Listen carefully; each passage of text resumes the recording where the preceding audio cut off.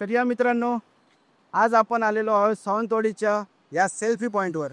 सावंतवाडी म्हणजेच माझी सुंदरवाडी, आणि माझीच नाही तर ह्या सर्व सावंतवाडीकरांची सुंदरवाडी.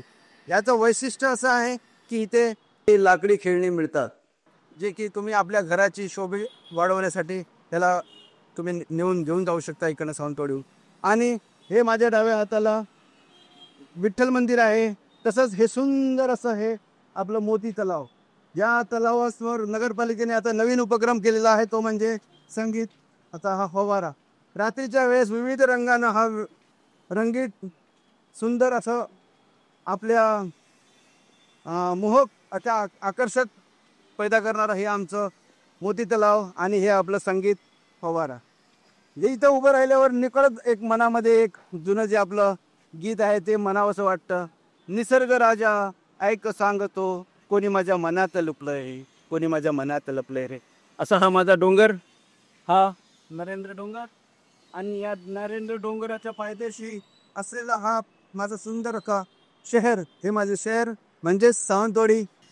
तर मित्रांनो, या सुंदर अशा शहरामध्ये आपण नवीन उपक्रम घेऊन आलेलो आहे.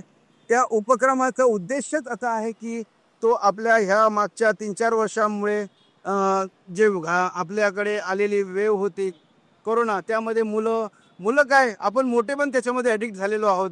कारण की त्यावेळेस वर्क फ्रॉम होम होता आणि सर्वजण mobile, tab, laptop, Android T V. आता हे प्रकार खूप घातक आहे. तो आपण तर सर्व्हाइव्ह करून इथपर्यंत पोचलोय, परंतु ही जी पिढी आहे सर, येणारी नवीन मुलं जी आहेत ते कुठेतरी ह्याच्यावर ॲडिक्ट होत चाललेली आहेत आणि त्यांच्या मोबाईलमध्ये सतत बघत राहणं, त्यामुळे नजरा कमी होत चाललेल्या आहेत. शारीरिक कुठलेही त्यांचं ॲक्टिव्हिटी राहिली नाही, कारण शाळेमध्ये सुशोभीकरणाच्या नावाखाली हे बघितलं तुम्ही जिकडे तिकडे फरशी, टाईल्स आणि असं झालेलं आहे, त्यामुळे ग्राउंड पण कुठं राहिलेले नाही आहेत. तर ह्या सर्वांपासून वाचवण्यासाठी आपण एक अकॅडमी सुरू करत आहोत, ह्याच माझ्या सुंदरवाडीत, ह्याच माझ्या सावंतवाडीत, ज्याचं नाव आहे Satyamev Jayate education and sports academy Sawantwadi. यामध्ये आम्ही विविध खेळांचं मार्गदर्शन आणि मुलांना प्रशिक्षण देणार आहोत, तसंच चांगला आहार देणार आहोत, आणि याचबरोबर आपण ट्युशन क्लासेस पण देणार आहोत, जेणेकरून की कुठल्याही मुलाला किंवा कुठल्याही पालकाला असं वाटू नये की मला कुठेतरी बोर होतोय. कारण की बघा ना तुम्हीच, जेव्हा मुलं शाळेत नाही आल्यानंतर त्यांना आपण जबरदस्ती ट्युशन क्लासेसचं पाठवतो. 5वी-6वीच्या वर्गातल्या मुलांना मला तर नाही वाटत असं की त्यांना ट्युशन क्लासेस लावले पाहिजेत. तरी ओके, ठीक आहे, मुलांना आपण काय म्हणतो, तो एवढे वेळ काय करणार घरात टी व्ही बघत राहणार, त्यापेक्षा जा रे बाबा तू 2 तास ट्युशनला जा. आणि त्या ट्युशनला जात असताना मुलं तुमच्याकडे जिद करतात, मला गाडी द्या, मला गाडी घेऊन द्या, मला गाडीनं जायचं आहे, माझे पाय दुखतात, मला हे दुखतात ते दुखतात. आणि त्यामुळं आपण त्या लाडाच्या भरात मुलाला गाडी पण देतो, कारण की आजकाल कॉमन झालेलं आहे हो, सगळ्यांच्या घरात एक 2 व्हीलर तर नक्की आहेच आहे. मग मुलं ती त्या नाजूक वयामध्ये, त्या कमी वयामध्ये गाडीचा वापर करतात आणि कुठेतरी अपघाताला बळी पडतात. त्यामुळे आपल्या सोन्यासारखे आपल्या काळजाचे तुकडे कुठेतरी एन्जॉर्ड होतात. आणि तुम्हाला माहीत आहे, एकदा तुमचं एन्जॉर्ड झालं, जे हे देवानं शरीर दिलेलं आहे ते जर कुठेतरी डॅमेज झालं तर आपण कायमस्वरूपी अपंगत्व येऊ शकतं. तर प्लीज आणि प्लीज मुलांना तुमच्या ह्या सगळ्या वाईट सवयीपासून वाचवण्यासाठी आम्हाला एक संधी द्या.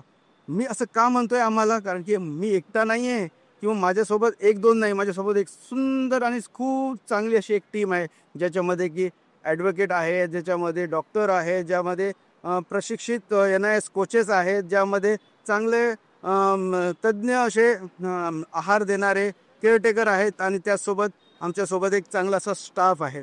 तर प्लीज ही संपूर्ण टीमला आणि आम्हाला एक संधी द्या, तुमच्या मुलांना ह्या मोबाईलसारख्या, ह्या अँड्रॉइड टी व्हीसारख्या घातक गॅजेटपासून लांब ठेवण्यासाठी. तर मित्रांनो, नेक्स्ट परत भेटूया पुढच्या व्हिडिओमध्ये. हा व्हिडिओ आमचा तुम्ही कसा वाटला आणि का तुम्ही शेअर करावा, ह्याचा व्ह्यू आम्हाला कमेंट्स पण द्या, आणि आमच्या चॅनलला सबस्क्राईब करून आपल्या सर्व मित्रांना जास्तीत जास्त शेअर करा आणि आम्हाला आपला पाठिंबा दर्शवा. जय हिंद, जय महाराष्ट्र.